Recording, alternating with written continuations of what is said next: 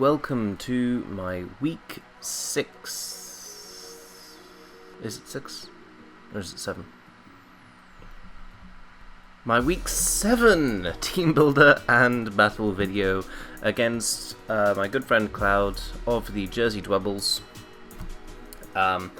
His team is Empoleon, Fortress, Megabedral, Florges, Arcanine, Hitmontop, Manectric, Flygon, Celebi, Gyarados, Sneasel, and Tauros, with Arcanine, Celebi, and Gyarados being his Z-move mons.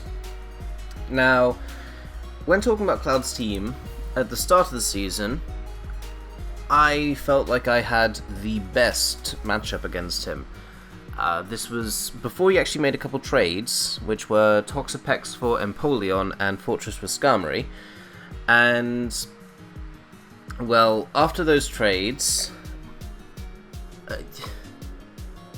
you shouldn't be able to trade a Toxapex for an Empoleon and a Skarmory for a Fortress and improve your matchup against someone, surely.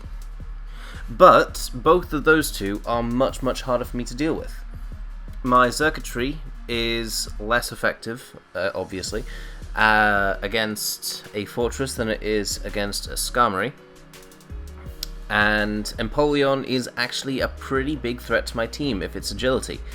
And I'm pretty sure he's going to bring agility if he brings Empoleon, because it's come in, I think, all but one of my mock games, and it's a big threat to my team.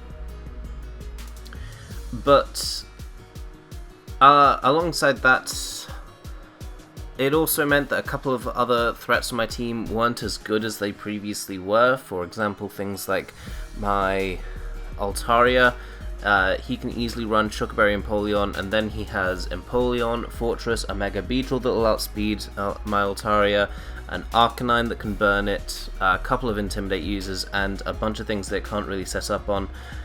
It's just become a harder matchup as a result of those trades, and that's honestly quite annoying, because I like it when Altaria does well. I want Altaria to win MVP this season. But nonetheless, there are a few things that do work really well against his team, and that's what I've kind of built around one of them, this Bulk Up Diamantan set that's been on your screen for the last 2 minutes. And it's effective versus his team because at +1, basically it 1v1s everything aside from a potential Z-move Celebi and a Gyarados. And a special Flygon as well is also a bit of a threat. But Empoleon, +1 Fire Punch is a roll to just kill, straight up, and it's a roll in my favour after Rocks damage. A +1 defense can live a Poison Jab or a Drill Run from Megabedral, get +2 defense, rest off, continue setting up. Sneasel, obviously it's not going to be that affected by it. Celebi, if it's faster, then it could potentially kill me with something like an Earth Power or Tectonic Rage from an Earth Power or Shattered Psyche or something. But this counters a lot of his team actually, or not counters, but it can set up along a lot of his team and is a really potentially very useful tool for me to win this game. And it also is a very, very good stop to any Florges action that you might want to go for. Now, Florges is a pretty massive threat to my team. I don't have fantastic ways of dealing with it, so bringing this Diamantan set was pretty much a must. Now, following that, the EVs here are relatively simple. I don't want to be outpaced by an Arcanine in case it has something like a Superpower or a Wild Charge, and it wins a speed tie that might end up mattering.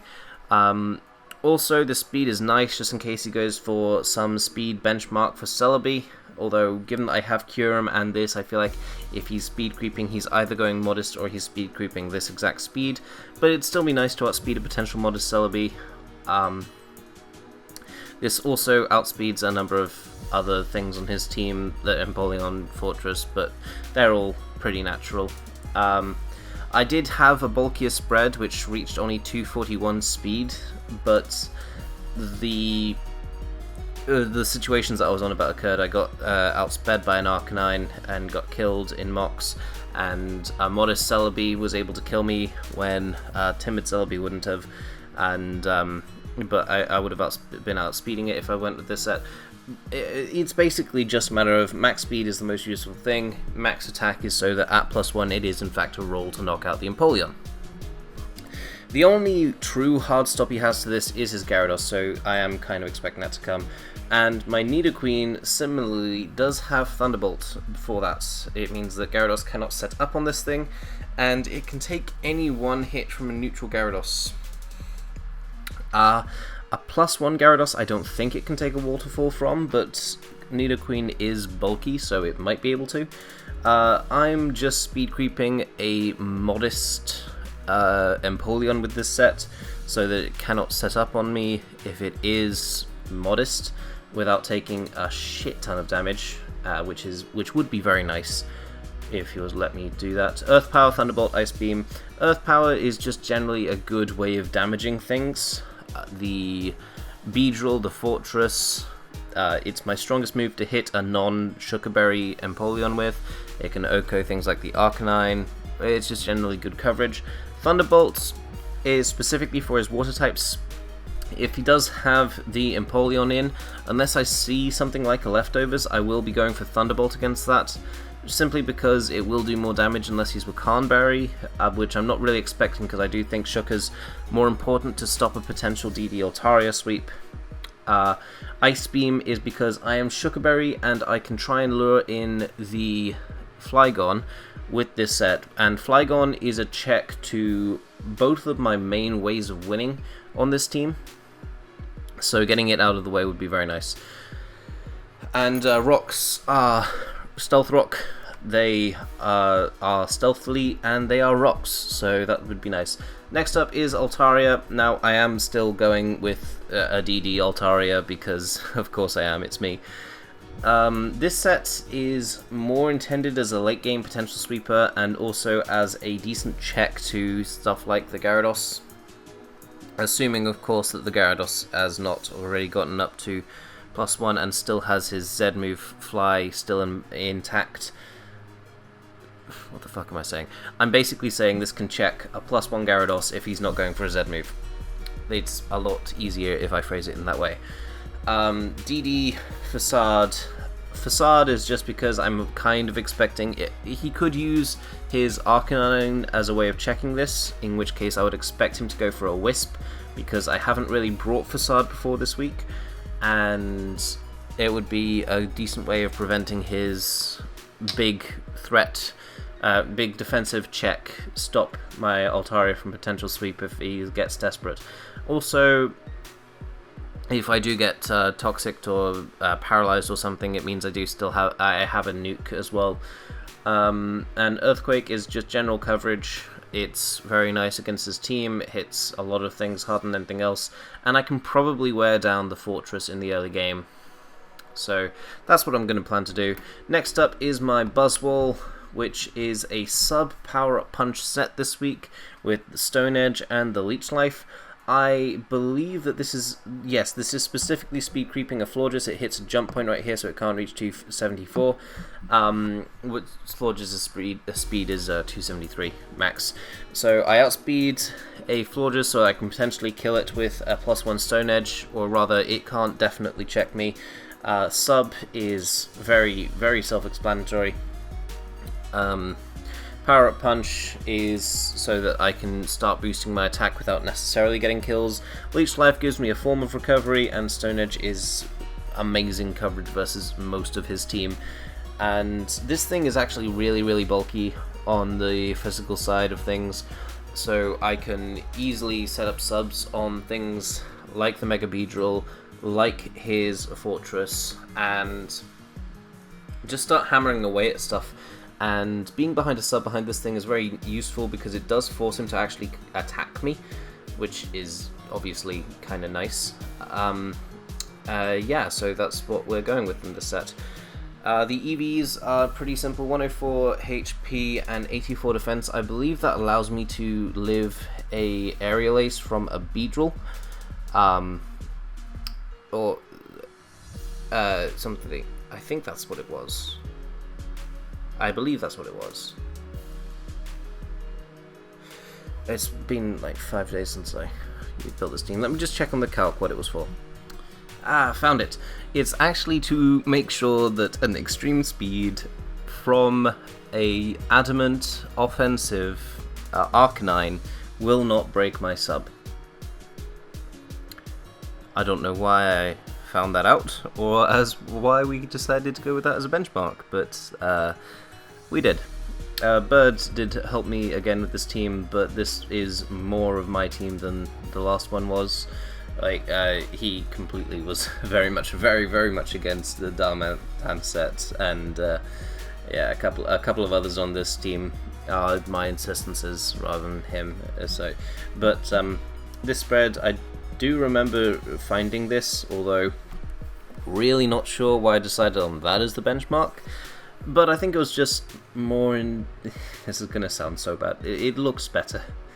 It's genuinely... This spread was a matter of... I felt like this looked better, more aesthetically pleasing in the calculator. And then I found some random calc that justified it. I think it actually started out as like 72 here, but then I realized that 84 gave me an actual reason to run it, even if it was a pretty bullshit reason. So, yeah, that's what we've gone for.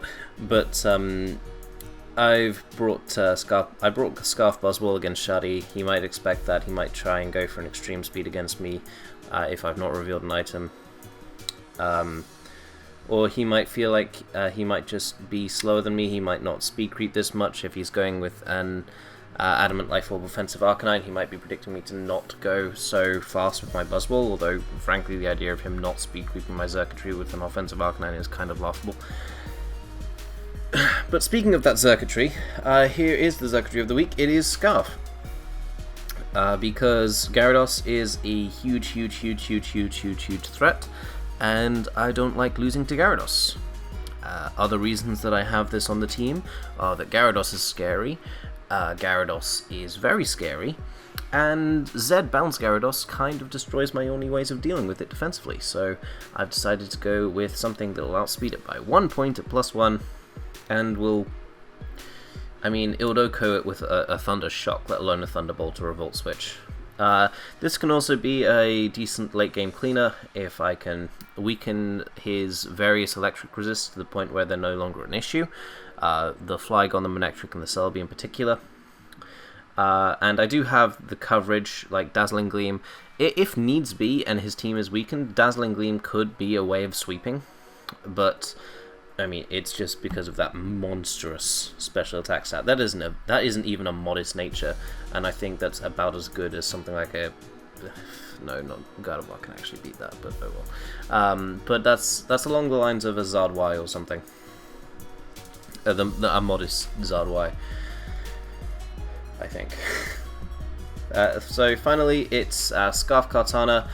The EVs here are a little bit wonky, but basically this speed enables me to outspeed a +2 max speed, timid, agility, I've already said +2 speed, Empoleon. Ow, I just bit my lip. Ow.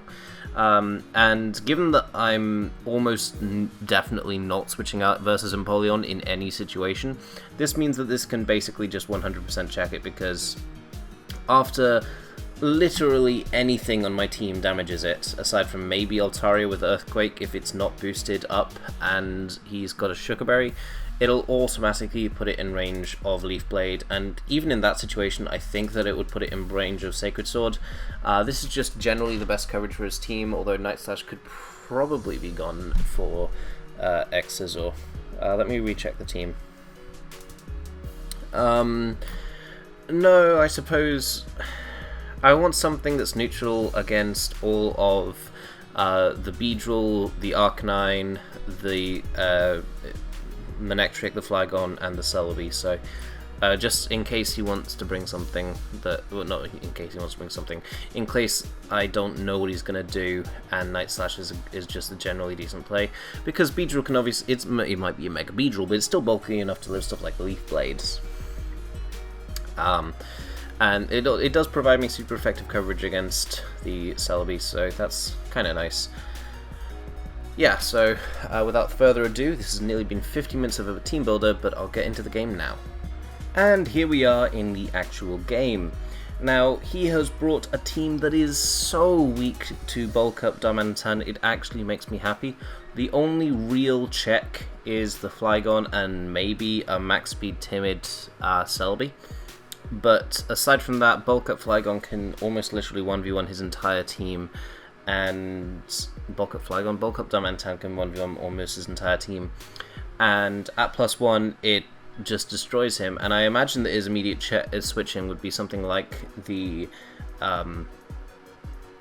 Arcanine, in which case I could potentially get up to +2 defense, even though I would only be at +1 attack. It's also a matter of a 50-50 on that turn in case I would go for Fire Punch, predicting the Empoleon switch in which case it's just straight up to a KO. I need breath. But yeah, he's just brought a team that's really weak to that, and it's also incredibly weak to Substitute Boswell, which can set up a substitute on pretty much half of his team if he doesn't know if I'm Scarf or not. And yeah, he leads off with Fortress, as I just choose to lead off with my Buzzword. Fortress, it literally can't break my sub with anything, so I just go for a sub as he goes for a Volt Switch, just deciding to play it safe, not try and get up his hazards, which was wise of his, as he just goes out into his Flygon. And here I just decide to go for my most powerful move against this, which is Power Up Punch, just to gauge, first of all, damage from his spread, and also what he would like to do. Now, from that calc, he is not a very bulky Flygon at all. That's in range of a 0 HP Flygon, although it's a weird roll, an unlikely roll in that situation, and as in it's a slightly, fuck it, I can't talk. I've got a cut on my tongue. It's making talking hard right now. What the actual fuck was I saying? Oh, yeah, the Flygon spread. That could be a range of something along the lines of 80 HP to 0 HP, depending on what sort of a roll I got there. But either way, he's definitely not max HP, he's definitely not a defensive Flygon, and based on the fact that he has Fire Punch, I'm inclined to believe he's choiced in some way, probably Scarf, in a way to check a potential SD Kartana. So yeah, here I've got no reason to stay in here. I can just immediately hard switch into my Nidoqueen as he goes for another Fire Punch, and that damage confirms to me that that is, first of all, that's either him getting really lucky with a roll, or that's an Adamant Flygon. But it is definitely not Choice Banded in any way, further making me think that it is in fact Choice Scarf. And here I can just easily choose to get at my rocks, as he pivots into Arcanine. Now this might seem like a bit of a weird play, going Arcanine on a Nidoqueen, but he was in with a Flygon, and he did have a couple of potentially decent switch-ins to it, depending on what I went for. One of them at the time of the game was taking place was actually the Fortress, which isn't that good against my team, in all honesty, because he does have the Empoleon, which can check the Altaria, and it does have the spin to prevent my hazards from staying up. Now, he probably went into his Arcanine on this turn, knowing that I wasn't going to click Earth Power versus a Flygon, and also knowing that if I did click Flamethrower, the Arcanine was a much better way of just absorbing that than the Fortress was. Obviously the Fortress wouldn't have absorbed it at all, it would have just basically dropped. But yeah, it's easier this way, just scouting out for potential sets, and maybe scaring me out if he's banded, but it doesn't even scare me out because I am quite a bulky Nidoqueen. And here I expect him to do one of two things. I expect him to either pivot into his Fortress or his Flygon, or just to attack me with a potentially choice banded Flare Blitz, get as much damage off on this as possible, because this is in his way of a potential Beedrill sweep. But either way, I feel like Earth Power is safe, because if he makes the play into his Fortress, it's the strongest thing I have to hit it with, and if he makes a play into Flygon, I do have Ice Beam on this set anyway, as his choice was the Flygon. and here I do just go for Earth Power as I told you I would, and here he goes for Thunder Punch as I go for an Ice Beam. Now, on that turn, he had a couple of options. He could have just gone for an Earthquake, which is a fair enough play. He could have gone for an Outrage, which would be arguably the best neutral play, but if I was to go out into one of my two physically defensive Ultra Beasts, which is to say Kartana and Buzzwole, for some reason I had a brain fart and couldn't remember their names, then Outrage was potentially risky because it was basically giving me the opportunity to set up with them, which he does not want at all. Thunder Punch means he doesn't have to stay in against those two, he could just switch out. And Thunder Punch is also a middle ground of hitting the Altaria and potentially something like an Air Balloon Mon, given that he doesn't know what the rest of my team is, and he knows that, well, Flygon is a big threat to my team. It would be kind of natural to have an Air Balloon Mon on this sort of team. But yeah, he does just go for Thunder Punch, and I just stay in because I know I've got a Sugar Berry, I can live anything this goes for, as the Flygon drops. So that's nice. I need to picking up a kill. Here, well, my switch into offensive Psychics is kind of not a thing. It's not a thing at all, actually. It's very much not a thing, and so I just choose to stay in and go for the Ice Beam with Nidoqueen here, as he just kill me with Psychic. Now, that damage roll, he could be modest or timid. It was a very high roll if he was timid, but it's definitely not out of reason for him to have gotten such a high roll. And he could have been timid. So here, I don't think that my play is going hard into Darmanitan here, in case he is a Tectonic Rage Celebi, which would just blow back my Darmanitan and make me sad. But if he is modest, which turns that into not really a roll at all, it's something like 78% min, then that makes more sense as to why he would go out into it. But yeah, so here my play is to go out into my Kartana. I know that I'll probably outspeed because he would need to be Timid Scarf to outspeed me, and Psychic really isn't doing that much anyway. And here I just choose to go for Night Slash, do 20% to a Fortress, which is not nice, as we do see the leftovers, which is nice to know. As here I can just go hard into my Buzzwole again, as he uses to set up his rocks, and he now knows for a fact that I am sub, so he's not messing around at all. He's just going to Volt Switch on out of there, get some damage off on the sub, which it could be useful, as he goes into his Arcanine here, and on this turn I just choose to, well, he goes for the Flamethrower as I choose to go for the Stone Edge, as it proceeds to kill off the Arcanine, which is nice. Now, at this point, Buzzwole is in a really, really good position to sweep if his Celebi goes down, but Celebi is an answer to always a good offensive answer to the Buzzwole, so he can go out into it every time it gets a kill, but he has to play much more conservatively with his Fortress, and he basically has to click Volt Switch every time it comes in now. He can't afford to give me a free turn for Buzzwole to set up a sub, because at that point Celebi would drop to Leech Life, and then the other two would just get blown back by Buzzwole stabs. So Celebi does come out here, and here I choose to go out into my Kartana. I did calc this. I knew for a fact that there was no way that Psychic would kill me, and I knew that there was no way that HP Fire would kill Buzzwole, so if he did have HP Fire, I was very confident that he was not going to bring it. Or not bring it, click it, on that turn. And if he did click HP Fire on that turn, I could have just decided to go out into my Xurkitree and click Signal Beam, but he did click Psychic, and we take 54% from a resisted hit, which isn't nice, as we just get off a Night Slash damage. That turn, it would have been nice to put X-Scissor on Kartana for that turn, but what ended up happening was, at this point, turn 12 in the battle, I realized that, hey, unless that's Wakan Berry for Empoleon, he really doesn't have anything aside from this Celebi left that stops a Scarf Xurkitree. If I can just get a huge chunk of damage off on it with my Kartana, Xurkitree will win. So I do choose to go for the Night Slash, get off a huge amount of damage, and proceed to sack off my Kartana, because obviously it doesn't live the Psychic.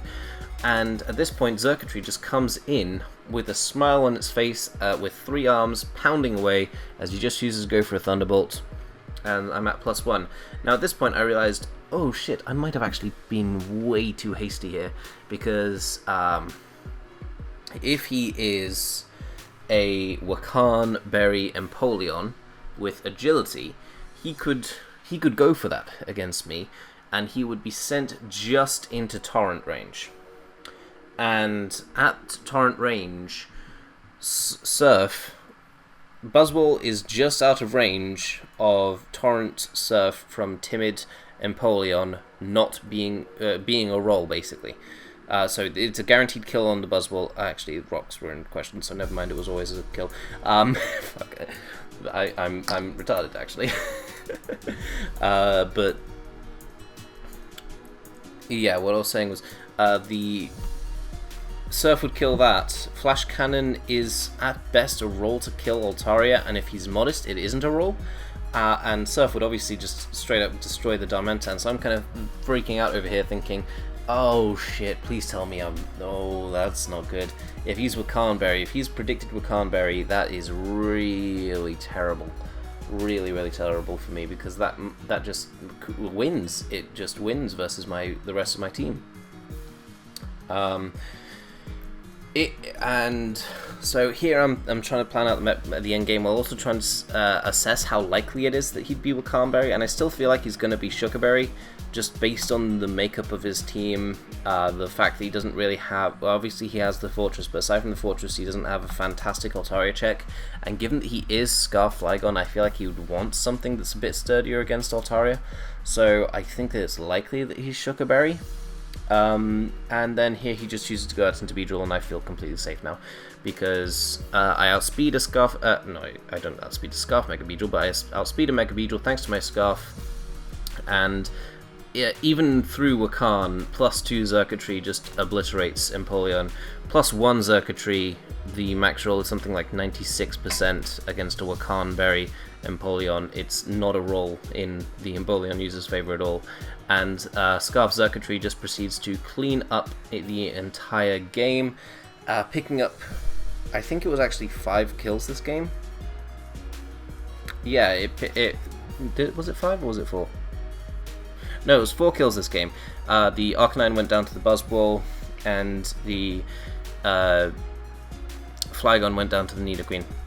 But it is very, very pleasing to me to see my 2 Ultra Beasts pick up back-to-back Scarf sweeps in 2 consecutive weeks, and that was actually a relatively close game, despite the 4-0 scoreline, and I think you guys should check out Cloud if you're interested in his content at all. A link to his channel will be in the description as always. Thank you guys for watching, I do hope you enjoyed, and next week is against Jolt, which is the game that I've been looking forward to, because I kind of, well, this sounds a bit silly, but I kind of consider me and Jolt a little bit of rivals, just because of the fact that we were in each other's conference last season, and we were the 2 that ended up doing well in that conference, and so just a little leftover from last season. But yeah, that's going to be a really fun game. I hope you guys will watch that when it comes round, and I'll see you all later. Peace.